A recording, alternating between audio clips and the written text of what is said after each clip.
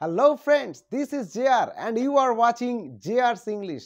আজকে আমি ক্লাস 12 এর অর্থাৎ 2024 সালে যারা উচ্চ মাধ্যমিক পরীক্ষা দেবে অর্থাৎ এইচএস পরীক্ষা দেবে তাদের জন্য একটি একেবারে রাইটিং স্কিলের টোটকা বলতে পারো নিয়ে এসেছি। কারণ এই একটি মাত্র রাইটিং করলেই কিন্তু তুমি পরীক্ষায় লিখতে পারবে তোমার রাইটিং এর 10 নম্বরের প্রশ্ন।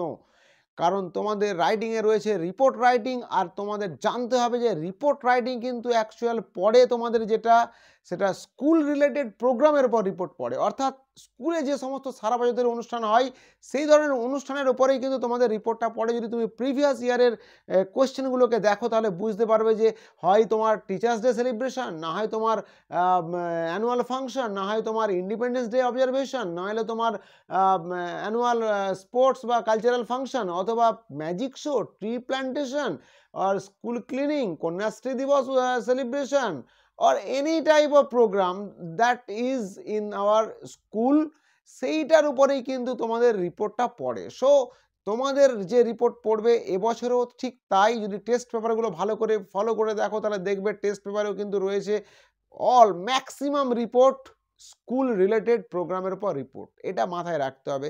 আর সেই জন্য একটি স্কুলে যদি প্রোগ্রাম হয় সেই প্রোগ্রামের কি কি অ্যাক্টিভিটিস হয়, কমন কি কথাগুলো, সেগুলো যদি আমি ভালো করে জেনে যাই তাহলে কিন্তু স্কুল রিলেটেড প্রোগ্রামের উপর রিপোর্ট লেখার জন্য এই একটা রিপোর্টের ফরম্যাটই কাফি, আর কিচ্ছু লাগবে না। একেবারে ম্যাজিকের মতো টাচ করবে আর সঙ্গে সঙ্গে গোল্ড হয়ে যাবে। That means you will get number. কিভাবে লিখবে চলো দেখে নেব।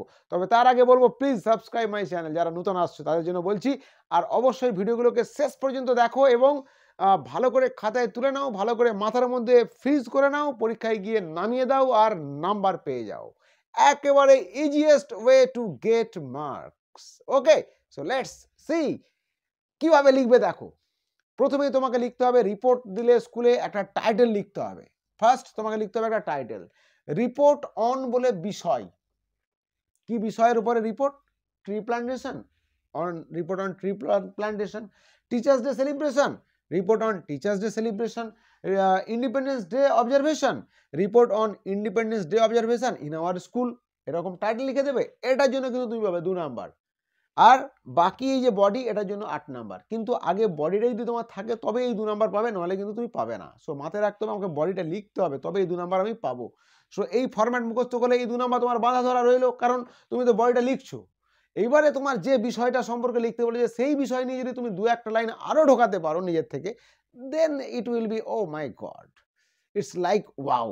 একেবারে দেখে নাও। সো ডেট, টাইম, প্লেস প্রথমে রিপোর্টে লিখে দিলাম, আর এখানটায় আমাদের লিখে দিতে হবে বাই স্টাফ রিপোর্টার।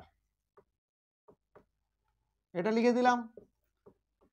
হেডলাইন লেখার পর টাইটেল লিখলাম, তারপরে বাই স্টাফ রিপোর্টার। এদিকে শুরু করলাম ডেট, টাইম, প্লেস দিয়ে, কোন জায়গায় হচ্ছে জায়গাটা দিয়ে দেবে, যেমন অ্যাজ ইউজুয়াল নিউজ বা রিপোর্ট হয়। দিস ইয়ার আ বিউটিফুল, এই বছর একটা সুন্দর অনুষ্ঠানের নামটা লিখে দেবে। এখানে কি অনুষ্ঠান? ধরো আমি টিচার্স ডে অবজারভেশন হচ্ছে। This year a beautiful teachers day was observed, মানে পালন করা হয়েছিল। যদি বলে অ্যানুয়াল ফাংশন হয়েছিল তাহলে ওয়াজ হেল্ড, ঘটেছিল।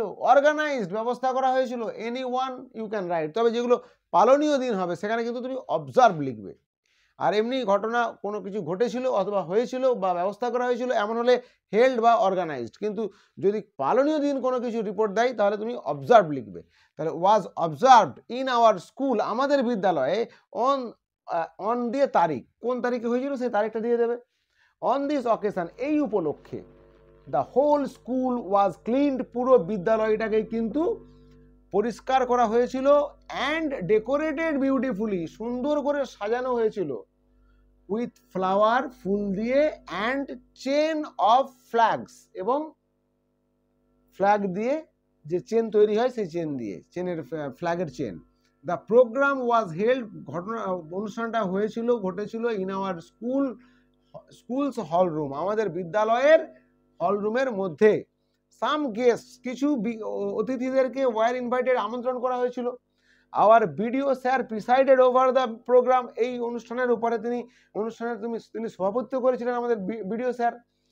এরপরে দেখো, এগুলো কমন কথা, কিন্তু একটা অনুষ্ঠানের, স্কুলের অনুষ্ঠানে এগুলো কমন কথা। এরপরে দেখো, অ্যাট ফার্স্ট হি ইনাগুরেটেড, তিনি উদ্বোধন করেন দ্য প্রোগ্রাম অনুষ্ঠানটির। দেন তারপরে হি ডেলিভার্ড আ শর্ট স্পিচ, তিনি একটা ছোট্ট বক্তব্য রাখেন। আ বিউটিফুল শর্ট স্পিচ, একটা সুন্দর ছোট্ট বক্তব্য ওয়াজ ডেলিভার্ড, দিয়েছিলেন বাই আওয়ার হেডমাস্টার, আমাদের বিদ্যালয়ের প্রধান শিক্ষকের দ্বারা একটি বক্তব্য দেওয়া হয়েছিল। দেন তারপর সাম স্টুডেন্টস পারফর্মড, কিছু ছাত্ররা উপস্থাপন করেছিল, রিসাইটেশন, কবিতা আবৃত্তি, সংস, গান, স্টেজড আ প্লে, একটা নাটকও স্টেজ করেছিল, মঞ্চস্থ করেছিল। We enjoyed the day very much, এই দিনটিকে আমরা ভীষণভাবে উপভোগ করেছিলাম। Sweets were distributed among students, ছাত্রদের মধ্যে মিষ্টি বিতরণ করা হয়েছিল। At the end of the program, প্রোগ্রামের শেষে it left a deep impression on me, এটা আমার উপরে একটা গভীর ছাপ ফেলেছিল। সো এই যে কথাগুলো লিখেছি দেখো, these are all common factors, common activities in a school. So এগুলোকে তুমি যদি ভালো করে এইভাবে মাথার মধ্যে নিয়ে যেতে পারো, আর এই বিষয় যেটা বলবে তার উপরে যদি আর 1-2 লাইন ঢুকিয়ে দিতে পারো, না ঢোকালেও তুমি 7 নাম্বার 6 নাম্বার কমনলি পাবে। আর যদি ঢুকিয়ে দিতে পারো তাহলে 9 নাম্বার তো মিনিমাম বাঁধা, আর বানান টানান ভুল না হলে 10-এ 10। সো এটিকে ভালো করে দেখে নাও, খাতার মধ্যে তুলে নাও, বানানগুলোকে ভালো করে মুখস্থ করো, বারবার লিখে প্র্যাকটিস করে নাও।